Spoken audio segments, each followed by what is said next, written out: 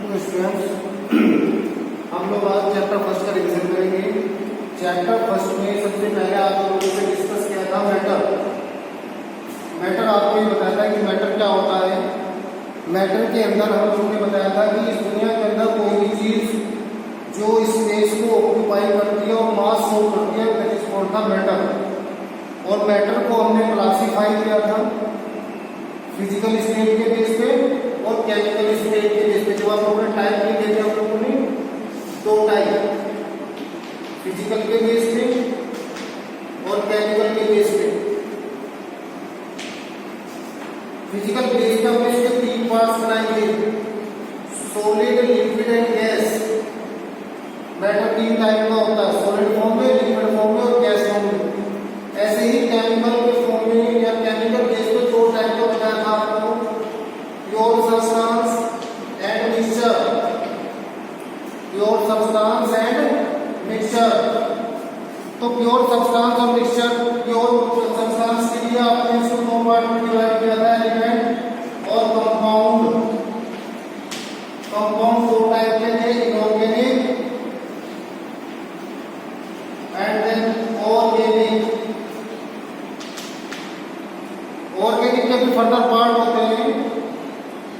Organic में saturated और unsaturated इसके हिसाब से कैलकुलेशन होती है। ये सैचुरेटेड वाला है या अनसैचुरेटेड वाला है। जिसमें डबल बॉन्ड पाया जाता है वो अनसैचुरेटेड होता है, जिसमें सिंगल बॉन्ड होता है वो सैचुरेटेड होता है। Is the classification of the matter. इस नेचर में बहुत तरह के मैटर पाए जाते हैं, उनको हमने एक छोटे से क्रमबद्ध किया हुआ है ना, लिस्ट बना। प्रॉपर्टीज ऑफ द मैटर, कोई भी मैटर दो तरह की प्रॉपर्टी शो करता है, फिजिकल और केमिकल। फिजिकल प्रॉपर्टीज, उन प्रॉपर्टीज को बताया था हमने जिन प्रॉपर्टीज को आप आंखों से देखकर, टच करके और सेंसिटिविटी के बेस पे आइडेंटिफाई करते हैं, वे सभी की सभी प्रॉपर्टीज फिजिकल प्रॉपर्टीज कहलाती हैं और इनका मॉलिक्यूलर अरेंजमेंट सेम होगा। कुछ प्रॉपर्टीज ऐसी होती हैं जिनको आप जब आइडेंटिफाई करते हैं तो उनके मॉलिक्यूलर अरेंजमेंट में चेंज आ जाता है और वे प्रॉपर्टीज केमिकल प्रॉपर्टीज कहलाती हैं। फिजिकल प्रॉपर्टीज और केमिकल। दो पॉइंट आप लोगों को ये बताएगा, क्योंकि ये इलेक्शन के 30% सिलेबस में जो रिड्यूस हुआ है इसको हटा दिया गया है, लेकिन जनरल आइडेंटिफिकेशन आपके लिए जरूरी है क्या होता है, क्योंकि ये आगे काम आने वाली चीजें हैं। उसके बाद आप लोगों ने इसके अंदर डिस्कस किया था साइंटिफिक नोटेशन। साइंटिफिक नोटेशन से आपको ये बताया गया था, साइंटिफिक नोटेशन के अंदर यदि हमें किसी चीज को वैल्यू दी हुई है या कोई ये वैल्यू दी हुई है मीटर, इसको साइंटिफिक नोटेशन के टर्म में ले जाना है। ये डेसिमल जब हम इसको इधर ले जाएंगे 4.0 10 to the power -5। अब ये माइनस करना है या प्लस करना है। यदि हम डेसिमल को राइट साइड में ले जाते हैं तो हमेशा सब्सट्रैक्ट करेंगे। ये एग्जांपल। दूसरी चीज, यदि कोई वैल्यू आपको ये दी हुई है, इस डेसिमल पॉइंट को हमें लाना है लेफ्ट साइड में 4.0 10 to the power 4 माइनस करें प्लस, तब ये ऐड हो जाएगा और प्लस हो जाएगा। यानी यहाँ पे सब्सट्रैक्ट करेंगे इसको और यहाँ पे ऐड। हाँ,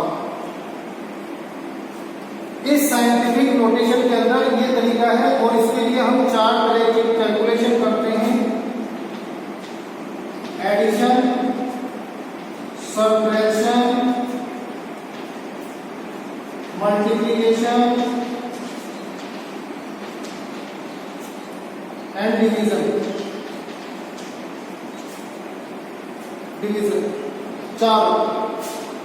तो ये साइंटिफिक नोटेशन इससे करेंगे।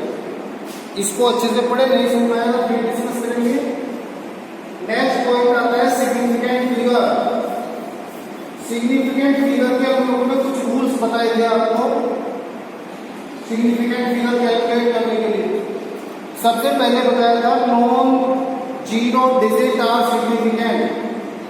जितनी भी डिजिट होती है जिनमें जीरो नहीं है, जैसे 5 4 3, सिग्निफिकेंट फिगर वैल्यू इज 3।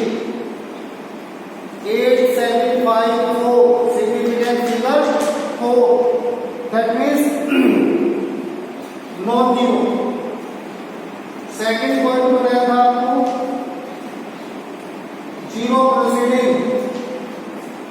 यदि नॉन जीरो से पहले जीरो आ जाता है वो सिग्निफिकेंट नहीं होता है, तो सिग्निफिकेंट फिगर वैल्यू 2। लेकिन यदि जीरो बीच में आ जाता है सिग्निफिकेंट वैल्यू 3। यदि जीरो बाद में आ जाता है सिग्निफिकेंट फिगर वैल्यू 4। और यदि निश्चित 20 बॉल्स, निश्चित वैल्यू 20 बॉल्स नंबर, तो सिग्निफिकेंट फिगर इंफिनिटी। ये आपको 5 पॉइंट्स बताए गए इसके सिग्निफिकेंट फिगर को कैलकुलेट करने के लिए। इनको अच्छे से देखना है आपको। Next point is stoichiometric calculation. Stoichiometric calculation, stoichiometric calculation में मोल बताया था आपको निकालना, weight upon molecular weight. Second बताया था आपको मोल फ्रैक्शन, इसके लिए फॉर्मूला बताया था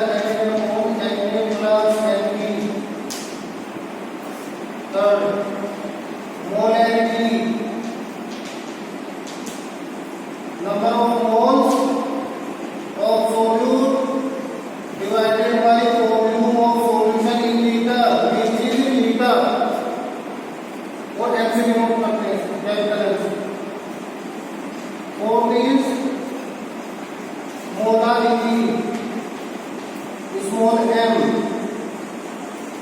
number of moles of solute volume in KG, volume in KG. और लास्ट वाला बताया था आपको मोलैरिटी,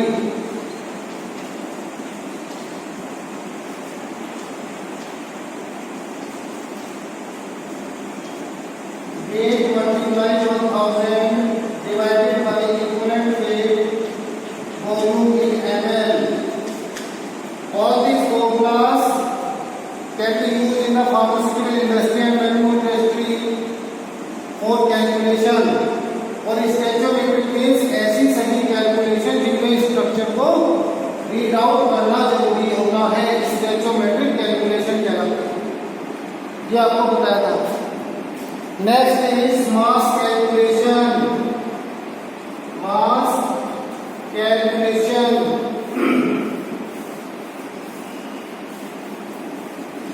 मास कैलकुलेशन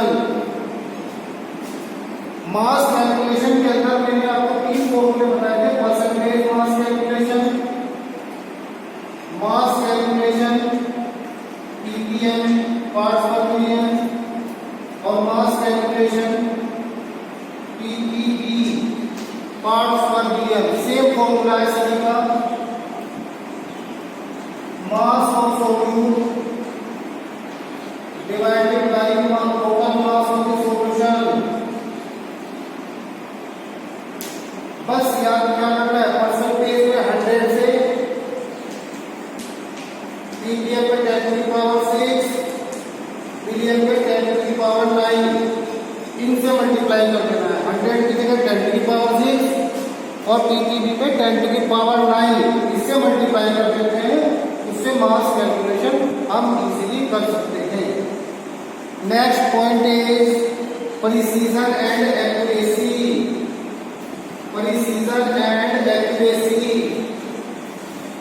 प्रिसीजन किसको कहते हैं? Precision means lump sum, approximate. Body temperature in Fahrenheit 90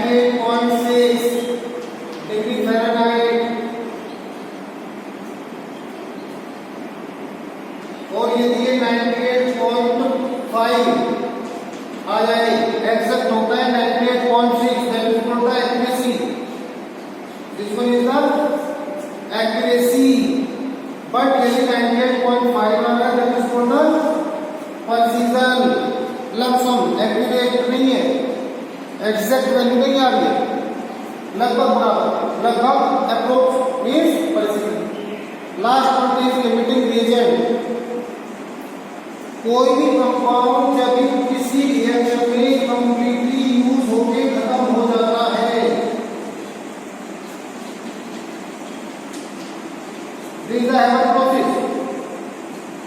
यदि हम इसको कहते हैं लिमिटिंग रिएजेंट अलाउ, तो हम लिखेंगे हाइड्रोजन नाइट्रोजन से रिएक्शन करके कंप्लीटली यूज होके खत्म हो चुका है, तब वो क्या कहलाता है, लिमिटिंग रिएजेंट।